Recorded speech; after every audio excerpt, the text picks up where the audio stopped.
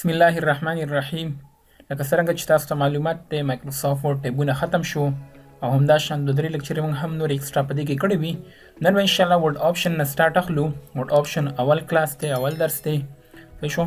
دراله مایکروسافټ ورډ ته او په دې کې ما سره فایل ټیب دی او فایل ټیب کې ما سره آپشنز موجود دي. ورډ آپشنز کې موږ سره د مایکروسافټ ورډ پوره سیټینګ موجود دی. یعنی موږ کولی شو چې د دغه ځای څخه د دغه آپشن څخه مایکروسافټ ورډ پوره کسټمایز کو او د خپل خوښې تغیرات پکې راولو. په دې کې موږ سره فرست ټیب هغه جنرال ټیب دی. جنرال وایي عام ته. صحیح شو؟ دې کې به سره مختلف قسمه ګروپونه موجود دي چې له هغو څخه یوزر انټرفیس آپشنز، پرسنلایز یور کاپي اف مایکروسافټ آفیس او سټارټ اپ آپشنز. دغه مثلا فرست کمانډ څه دی؟ شو مینی ټول بار اون سلیکشن.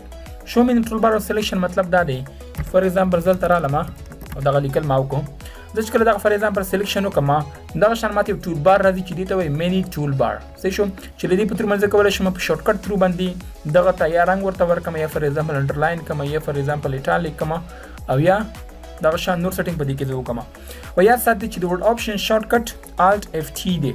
الټ اف ټي چې زه کله الټ اف ټي پریس کړم اتوماتیکلی ورډ آپشن ته راولي.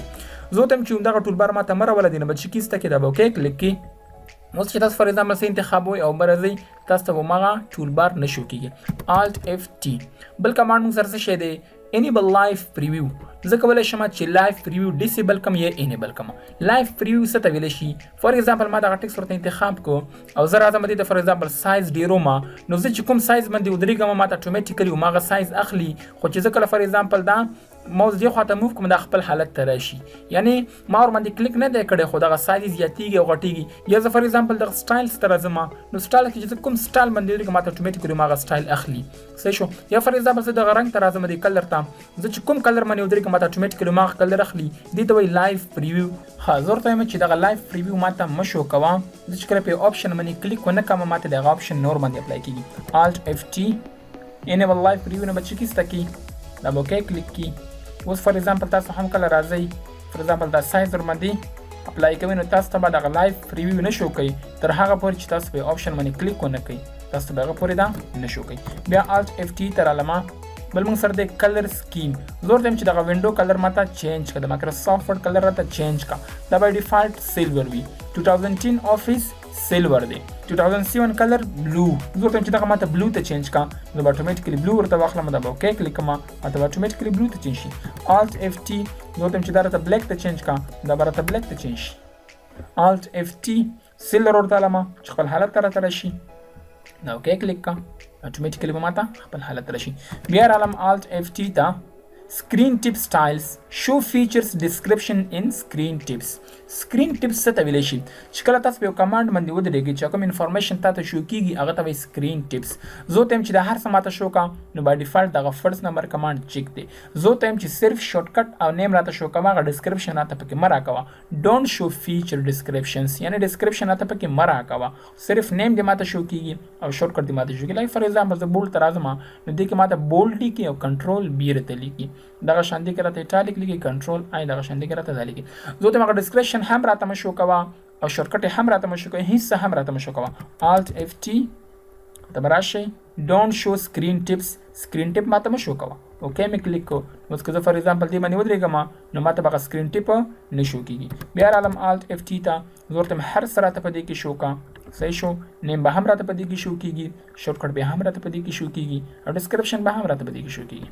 بیا رالم الټ اف ټي ته personalize your copy of Microsoft Office username initials. دا کو تاسو یا چې دا منګه په ریویو ټیب کې ټرک چینجز ګروپ کې دا ویلي دي چې کله به موږ یو یوزر ورته چینج کاو نو موږ به دې ځای ته راغلو د ورته یوزر چینج کو او د ورته انیشیلز ولیکو. یوزر نیم مطلب دا دی چې تاسو په دغه ورډ فایل کې چې کوم معلومات لیکئ دغه یوزر په دې کې معلومات لیکي دغه د دې یوزر دی.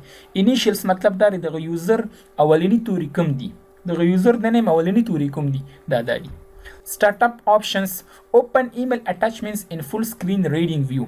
دې مطلب دا دی که فار ایگزامپل تاسو چې ایمیل اٹچ کړی وي نو تاسو کولی شئ چې هغه فول سکرین ریډینګ کې هم وګورئ خو چې کله دا چیک لګېدلی وي. صحیح شو؟ ها که تاسو ته یاد شي په ویو ټیب کې موږ دا ویلي وو فول سکرین ریډینګ ویو کې. صحیح شو؟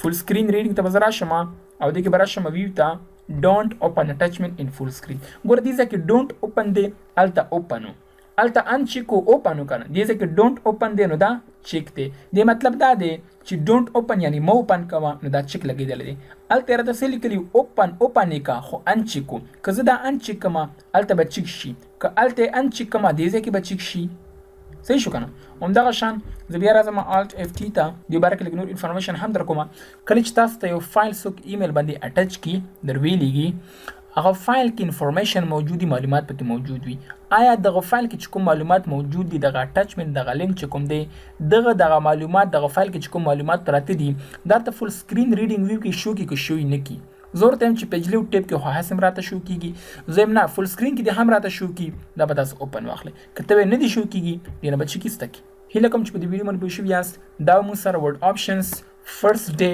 اول کلاس جنرال ټیپ نیکسټ ان شاء الله ډسپلی ټیپ وایو